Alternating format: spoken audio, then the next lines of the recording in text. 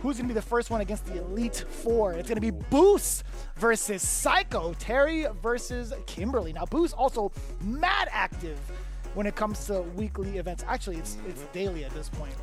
Yeah, legit. The U.S. competition. So I'm thoroughly impressed by his maturity as a player and also his growth as a player, being able to transition from one main to the next. And it felt like in such a short amount of time, right? It's because his firm understanding of how the fundamentals go for Street Fighter 6 have been so well structured.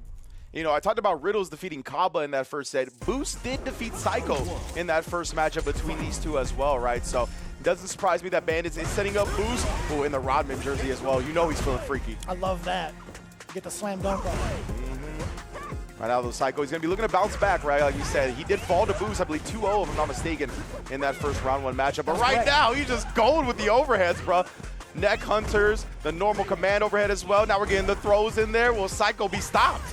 You saw a little bit of a stagger on the lights. Booce now reaching from far away. Psycho might be able to end it on a perfect if he decides to go all in, which he will. What kind of stupid question is that? That's going to be automatic when it comes to the level 1.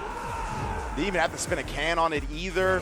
Had enough damage before that to preserve the resources. Psycho looking clean. And he's one of those, right? He studies the tapes. He really tries to break down players' habits. So he's going to come back. He's going to be ready for Booce, having lost to him in that round 1. Yeah, all the tricks up his sleeve are already starting to show right now. The fireball getting pretty much avoided over with that elbow drop. Pretty good in regards to just not having to fear the pressure afterwards. Throwing out that elbow to prevent Booce from drive rushing on in also is a pretty good deterrent.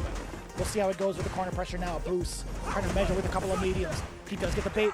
Luckily enough, Psycho actually recovers the time from that parry. He's just eating a bunch of leg. Bruh, yeah, I don't know what size the boots those are, but they are implanted straight into Kimberly's grill. Right now, though, the neck hunter is there again. The overhead. Let's get to the other corner.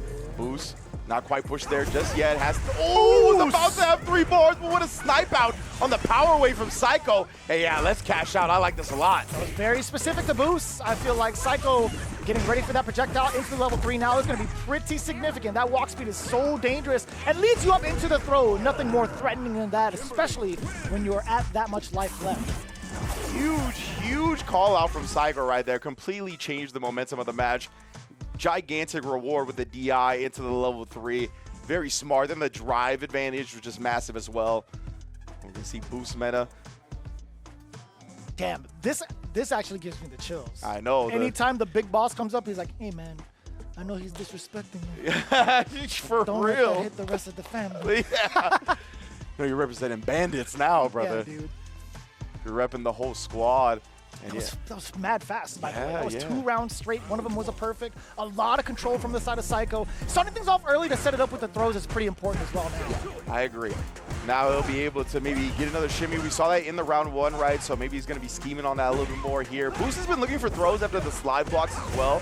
So we'll see if that gets switched up at all either. Yeah, this time he was actually just close enough to get a punish outright. Right on now, even closer to the corner. Booce, drive rush on in there with a little bit of a low hezzy on the medium. The whiff, actually a punish counter, yeah, against that standing medium punch. Yeah. Creating some space for himself now as Psycho, but still, Booce, he's within that range just in case you try to slide again. Great block on the overhead.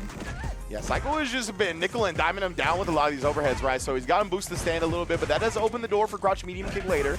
Oh, but the buffer behind it, that crouch strong. A potent button.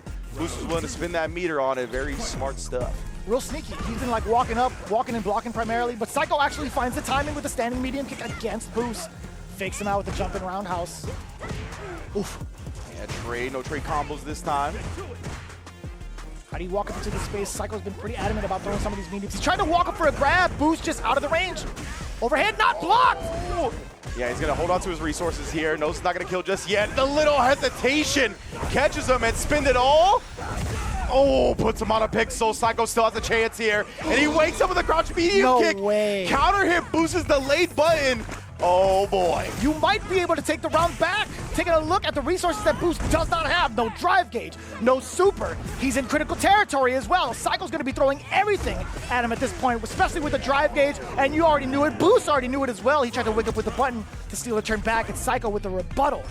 Exactly, because at that point, Booce knew he had to bet on Psycho messing it up, right? Because from that point, Psycho would have been able to push him to the corner, get a DI. Now we get a run reset and a throw here. He's busting out all kinds of stuff. Booce is tired of it. That OD.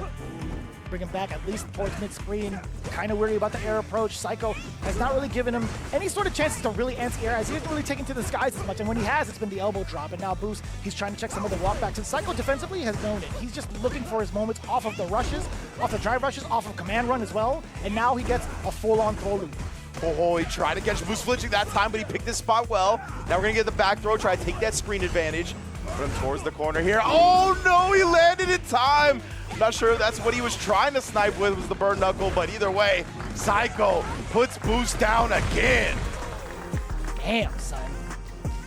That's actually a huge rebuttal in comparison to what we had seen in the first half of Street Fighter League. Booce was the one to take it 2-0. That break, you know, although the leader, quote-unquote leader, Punk didn't enjoy it, I'll tell you what, man, this is a lot coming into it. Psycho with a very, very big, I want to say like impressive run, very big improvement towards Booce's matchup. Yeah, absolutely. Him being able to take down Booce this time as well. Just incredible stuff, honestly. Psycho looked very clean. He looked very much in tune with what Booce likes to do, right? He was establishing like the fierce into the run, just regular follow-up with frame traps, which opened the door for those run-stop resets that we saw later on. Booce started to catch on to the overheads, but that's the problem, right? Is that a lot of the time you still don't get too much after blocking the overhead. When Psycho was doing it, it was either off like drive rush, or it was while Booce was in burnout. So it's not like Booce really got to take an advantageous turn